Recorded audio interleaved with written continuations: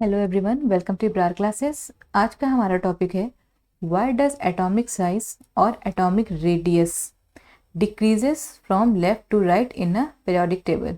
Okay, अगर हम periodic table में देखेंगे तो हमें ये मिलता है कि जो एलिमेंट्स हैं, ओके, ये लेफ़्ट टू राइट अगर हम जाएं, हम देखें तो उन एलिमेंट का साइज़ जो है डिक्रीज़ होने लगता है, उनका एटॉमिक रेडियस डिक्रीज़ होने लगता है from left to right. Okay, तो देखते हैं इसका क्या रीज़न है। Let's get started. See, before jumping to the reason, हम पहले से कुछ चीज़ें देख लेते हैं। लाइक ये आपका पीरियोडिक टेबल है, ओके, और मैं आपसे ये कहना चाह रही थी कि एटॉमिक रेडियस जो है आपका, आप इस साइड से इधर जाओगे लेफ़्ट टू राइट तो डिक्रीज़ करेगा। ओके, यहाँ पे अगर आपका जो एलिमेंट है, मान लीजिए ए, एंड यहाँ पे है आपका बी, एंड यहाँ पे है आपका सी, तो आपका जो ए है वो बड़ा होगा बी से, बी बड़ा होगा सी से, एंड सो ऑन। मतलब जो लास्ट में होगा सबसे छोटा वो होगा, ठीक है, उसका एटॉमिक रेडियस सबसे छोटा होगा। ओके, सी, ये आपका एक्चुअल पीरियोडिक टेबल है एलिमेंट्स का, एंड इसमें सारे एलिमेंट्स जितने भी आज तक हमें पता है सारे मेंशन है। ओके, जैसे आपका लिथियम है, बेरिलियम है, बोरॉन है, carbon, nitrogen, oxygen, fluorine, neon, बहुत सारे हैं। तो आप वही जो मैंने आपको ABCD से बताया था अभी, वही लिथियम बेरिलियम में देख लो आप, तो लिथियम बड़ा होगा बेरिलियम से, बेरिलियम बड़ा होगा बोरॉन से, boron is greater than carbon, carbon is from nitrogen, nitrogen is from oxygen, and so on so fourth. Okay, अगर आप अच्छे से समझना चाहते हो कि इसका रीज़न क्या है, तो हम जो आपके एटम है उसको थोड़ा डिटेल में देखेंगे। जैसे एटम में सबसे अंदर वाली चीज़ जो होती है वो होता है न्यूक्लियस। ओके, तो ये जो सबसे अंदर वाला पार्ट आप देख रहे हो वो है आपका न्यूक्लियस। न्यूक्लियस से जस्ट बाहर जो फर्स्ट शेल होता है, इसके अंदर सिर्फ 2 इलेक्ट्रॉन होंगे, उन इलेक्ट्रॉन को हम कोर इलेक्ट्रॉन्स कहेंगे। ठीक है, सबसे अंदर न्यूक्लियस था आपका, न्यूक्लियस से बाहर उससे लगा हुआ जो फर्स्ट शेल था आपका, उसमें जो इलेक्ट्रॉन्स थे उसे हम क्या कहेंगे, कोर इलेक्ट्रॉन्स। कोर इलेक्ट्रॉन्स के जस्ट बाहर आप जाओगे, एंड इन केस आपका ये लास्ट शेल है, मतलब इसके बाद कोई शेल नहीं है। ओके, तो इसमें जो इलेक्ट्रॉन्स आपको मिलेंगे वो आपके बैलेंस इलेक्ट्रॉन्स कहलाएंगे। ठीक है, लास्ट शेल वाले।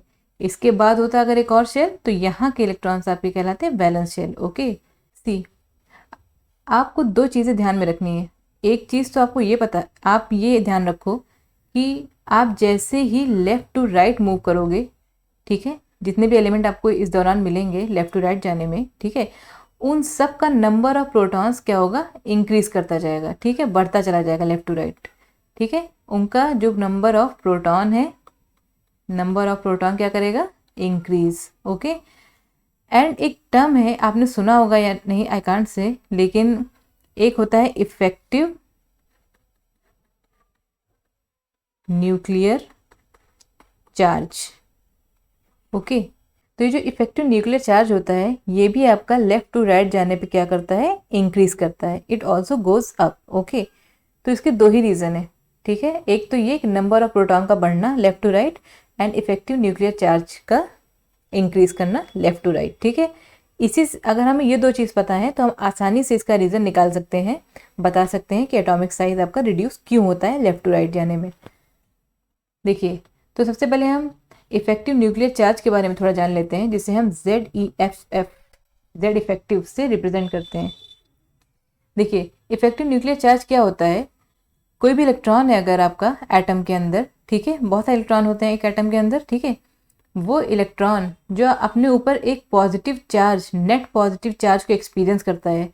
ठीक है, ये इलेक्ट्रॉन आपका क्या करता है, नेट पॉजिटिव चार्ज कहीं से एक्सपीरियंस कर रहा है। कहाँ से एक्सपीरियंस कर रहा है, यहाँ से, यहीं यहीं पॉजिटिव चार्ज है आपका। ठीक है, तो ये जो इलेक्ट्रॉन है, ये जो नेट पॉजिटिव चार्ज को अपने ऊपर एक्सपीरियंस कर रहे हैं, इसी को कहते हैं जेड इफेक्टिव, मतलब इफेक्टिव न्यूक्लियर चार्ज। ओके, किसी भी इलेक्ट्रॉन के ऊपर कितना इफेक्टिव न्यूक्लियर चार्ज लग रहा है ये पता करना है तो हम इस फॉर्मूले का यूज करेंगे। Z effective is equals to Z minus S, where Z is atomic number and S is core electron. Core वही इलेक्ट्रॉन होते हैं जो न्यूक्लियस के जस्ट बाहर होते हैं। Okay, hope this slide is clear to you.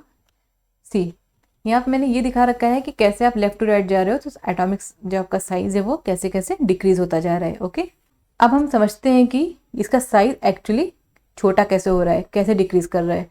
Reason वही है, प्रोटॉन का बढ़ते जाना, एंड जो आपका जेड इफेक्टिव है उसका बढ़ते जाना। लेकिन हम ये चेक करने जा रहे हैं कि सच में बढ़ रहा है या नहीं। ओके, तो चलिए हम एग्जांपल ले लेते हैं पीरियोडिक टेबल में।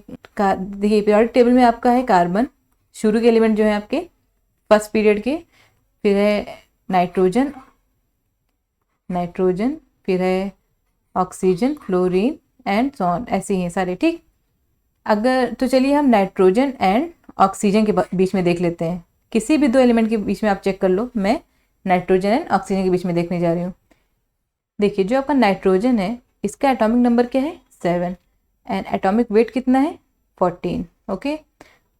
ऑक्सीजन का जो आपका एटॉमिक नंबर है वो है 8 एंड एटॉमिक वेट कितना है 16, ओके। ये जो आपका एटॉमिक नंबर होता है, atomic number of electron and number of proton, ये सब सेम होते हैं, ठीक। एटॉमिक नंबर 7 है तो इलेक्ट्रॉन भी 7 होगा, प्रोटॉन भी 7 होगा, ओके। तो ये सब कुछ आपस में सेम होते हैं, ओके। अब आप देखो, जब ये नाइट्रोजन और ऑक्सीजन पीरियोडिक टेबल में अगल बगल हैं, ठीक है, इसका जो एटॉमिक नंबर है वो क्या है 7, इसका क्या है 8, इसका क्या था 6, इसका क्या है क्लोरीन का 9, ओके। तो जैसे हम लेफ्ट टू राइट जा रहे हैं, सबसे पहले क्या इंक्रीज कर रहा है आपका एटॉमिक नंबर इंक्रीज करता हुआ जा रहा है। अभी मैंने आपको क्या बोला, atomic number is equals to number of proton, okay. मतलब नंबर ऑफ प्रोटॉन इंक्रीज करता जा रहा है, ओके। तो हमने देखा कि हाँ ऐसा हो रहा है, मतलब हम जब लेफ्ट टू राइट जा रहे हैं तो आपका जो आपका नंबर ऑफ प्रोटॉन है वो इंक्रीज कर रहा है, ये बात मतलब सही निकली, ओके। तो एलिमेंट के साइज को डिक्रीज होने में ये भी एक मेन रीजन है, वो भी हम देखेंगे कैसे, ओके। लेकिन ये बात तो पक्की हो गई कि हम लेफ्ट टू राइट जा रहे हैं तो हमारा नंबर ऑफ प्रोटॉन इंक्रीज कर रहा है, ओके। देखिए होता ये है कि आपका ये न्यूक्लियस है, ठीक है, इसमें क्या है आपका प्रोटॉन एंड न्यूट्रॉन, न्यूट्रॉन तो खैर न्यूट्रल है, उससे हमें कोई मतलब नहीं है। एंड इसके बाहर में क्या होता है आपका इलेक्ट्रॉन, ओके। तो आपका अगर नंबर ऑफ प्रोटॉन ज़्यादा है, ठीक है, तो ये क्या करता है इलेक्ट्रॉन को अपनी तरफ पुल करता है, न्यूक्लियस की तरफ पुल करता है, ठीक है। तो अगर ये इलेक्ट्रॉन तो इस पे होते हैं ना बाहर की तरफ, मान लीजिए बाहर की तरफ यहाँ पे इलेक्ट्रॉन है, ठीक है, एंड जो आपका न्यूक्लियस है इसमें पॉजिटिव चार्ज है, ओके। तो ये अपनी तरफ इसको अगर खींचेगा, ये अपनी तरफ पुल कर रहा है इलेक्ट्रॉन्स को। तो पुल करने में जो आपका एटम का साइज जो इतना बड़ा था ये श्रिंक करेगा, ओके।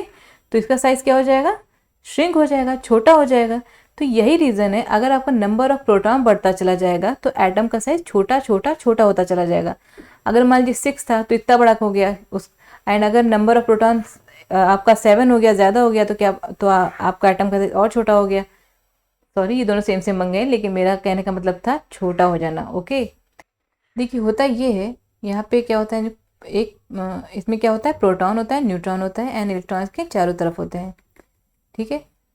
जितना ज़्यादा यहाँ पे पॉजिटिव चार्ज होगा उतना ही ग्रेटर पुल होगा इसका इलेक्ट्रॉन्स पे, ठीक है। अगर अंदर ज़्यादा पॉजिटिव चार्ज है और बाहर इलेक्ट्रॉन्स कम है आपके, तो ये पॉजिटिव चार्ज क्या करेगा इन इलेक्ट्रॉन को अपनी तरफ खींचने लगेगा, ठीक है। जितना पॉजिटिव चार्ज अंदर बढ़ेगा, ठीक है, उसी हिसाब से ही अपनी तरफ पुल करेगा इलेक्ट्रॉन्स को। इस प्रोसेस में क्या होता है, जो आपका एटम का साइज जो अर्लियर इतना बड़ा था वो अब छोटा हो जाएगा, ठीक है, जैसे जैसे यहाँ पे नंबर बढ़ता जाएगा, ठीक है। तो ये जितना आपका पॉजिटिव चार्ज बढ़ेगा उतना ही एटम का साइज जो है घटता चला जाएगा। जैसे अगर हम अब नाइट्रोजन का देखते हैं, ठीक, नाइट्रोजन का जो न्यूक्लियस है इसमें आपका प्रोटॉन कितना है +7, ठीक है। जो सबसे लास्ट शेल में जो इलेक्ट्रॉन्स हैं वैलेंस शेल में, उसी को देखना है। तो इलेक्ट्रॉन्स का डिस्ट्रीब्यूशन करते हैं, फर्स्ट शेल में कितने होंगे 2, ओके, ये 2 हैं। एंड आपका जो आउटर मोस्ट शेल है उसमें कितने होंगे 1 2 3 4 5 होंगे ना, 2 यहाँ 5 यहाँ 7। अंदर प्रोटॉन आपका 7 है, बाहर इलेक्ट्रॉन आपके 5 है। ये इस पे चार्ज कौन सा है नेगेटिव, अंदर पे क्या है चार्ज आपका पॉजिटिव, ओके। एंड ये बड़ा नंबर भी है। तो ये प्रोटॉन क्या करेगा इस इलेक्ट्रॉन को अपनी तरफ क्या करेगा पुल करेगा, ओके। तो अर्लियर इसका साइज जो बड़ा था इसने पुल करके इसे क्या कर दिया छोटा कर दिया। अब आप ऑक्सीजन के लिए देखो, ऑक्सीजन का आपका एटॉमिक नंबर क्या है 8 है, नंबर ऑफ प्रोटॉन कितने हैं +8, इलेक्ट्रॉन कितने हैं 8, ओके।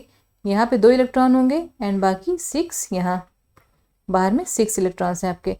अंदर आपका जो प्रोटॉन है पॉजिटिव चार्ज जो है वो कितना है 8, बाहर आपका जो सबसे लास्ट शेल में जो आपका वैलेंस शेल में इलेक्ट्रॉन है वो कितना है 6। बड़ा कौन है आपका +8, बड़ा है ना, प्रोटॉन नंबर ज़्यादा है, 8 बड़ा है 6 से। तो ये क्या करेगा अपनी तरफ इलेक्ट्रॉन्स को पुल करेगा। सी, तो यहाँ पे हमने देखा था कि हमारे यहाँ पे 7 प्रोटॉन था, तो उसने इलेक्ट्रॉन्स को अपनी तरफ पुल करा, तो आपका एटम का साइज यहाँ पे छोटा हो गया। लेकिन ऑक्सीजन के केस में नंबर ऑफ प्रोटॉन आपका नाइट्रोजन से भी ज़्यादा है, तो ये ग्रेटर फोर्स से इलेक्ट्रॉन को अपनी तरफ पुल करेगा, तो इसका साइज नाइट्रोजन से भी छोटा हो जाएगा। आप अगर आगे बढ़ोगे एंड फ्लोरीन के लिए देखोगे तो उसमें +9 होगा, तो फ्लोरीन का जो आपका साइज़ है वो ऑक्सीजन से भी छोटा हो जाएगा।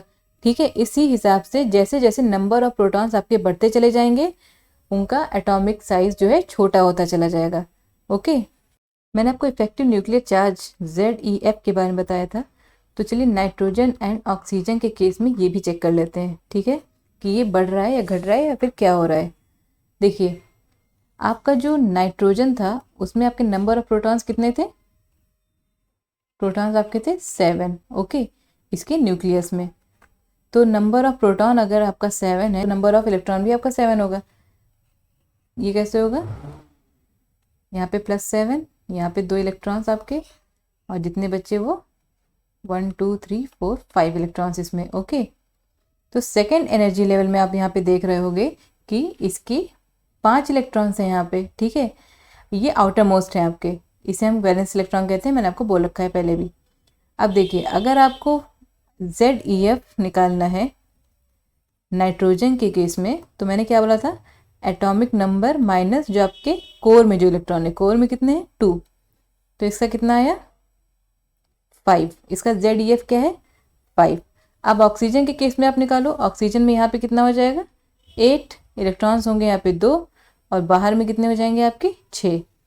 तो ऑक्सीजन के केस में आप निकालोगे, एटॉमिक नंबर होगा 8 माइनस कोर में 2, तो ZeF इसका ऑक्सीजन कितना है? 6। ओके, तो मैंने आपको बोला था कि जब लेफ्ट टू राइट जाएंगे हम तो आपका नंबर ऑफ प्रोटॉन बढ़ेगा, तो हमने देखा हाँ बढ़ रहा है, एंड ZeF भी बढ़ता रहता है। नाइट्रोजन में 5 था, ऑक्सीजन में 6 है, ये भी ऐसा ही हो रहा है। ठीक है, यही दोनों रीज़न है कि एटॉमिक साइज जो है आपका एलिमेंट का लेफ्ट टू राइट डिक्रीज होता रहता है। ठीक है, जो Z इफेक्टिव है ये आपका बढ़ते रहना, ठीक है, एंड नंबर ऑफ प्रोटॉन्स का बढ़ना, यही दोनों क्या करते हैं? आपके एटॉमिक साइज को डिक्रीज करते हैं। ठीक है, एंड हमने इसको डिटेल में देख लिया है।